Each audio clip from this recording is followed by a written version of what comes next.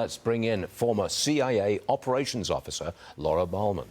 Is it fair to say, Laura, that we, America, simply cannot supply the weapons and ammunition needed for these overseas wars?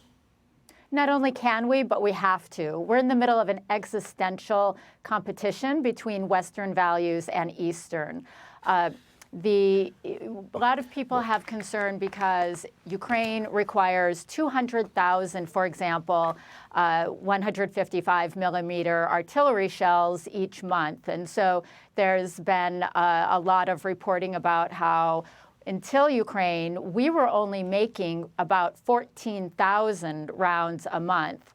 Luckily, we've already responded to that. We're now making 28,000 a month, and the Army has plans to increase that to about 100,000 a month. And this is good for America because, for example, of the $1.5 billion that the Army is putting towards this effort, 90% of that stays in the United States. It increases our industrial base. So what we want to do, the plan then, is to increase our industrial production of artillery shells and drones and what have you, and also to streamline and speed up the cumbersome Department of Defense acquisition process, speed that up, and also an emergency authorization to waive permits.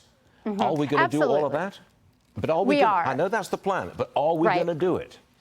We're going to do it if the legislators and the White House step up. We're in crisis mode. What we need right now is a bipartisan commission that puts politics aside. We're in an election year. Almost everything seems to be viewed through that lens. But honestly, Laura, isn't that a classic trick?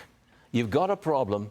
The president appoints a commission, look into it. The commission reports months down the road, and then the president says, well, we're not going to do that right now. It happens all the time. I'm not saying look into it. I'm saying be operational. Actually increase the number of robots in the production factories, break down supply chain log jams, and increase shift hours. I mean, these are very practical steps that can be taken. It's going to take time. It's going to take time, isn't it? We've drawn down our supplies of ammo and vehicles and what have you to such a point that we need an immediate lift, and we're not going to get it for some time.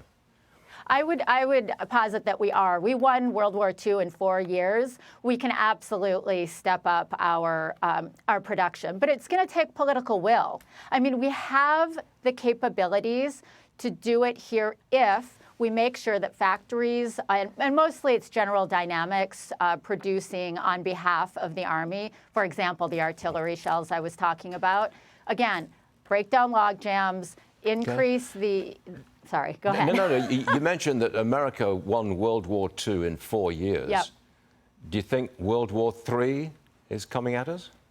If we don't push back, it will. I mean, we're talking about, for example, the Red Sea, the attacks. What we should really be talking about is this is all about Iran. We shouldn't even be talking or naming the organizations that are attacking us from Gaza, from Lebanon, from Yemen, from the Red Sea, because it's all Tehran.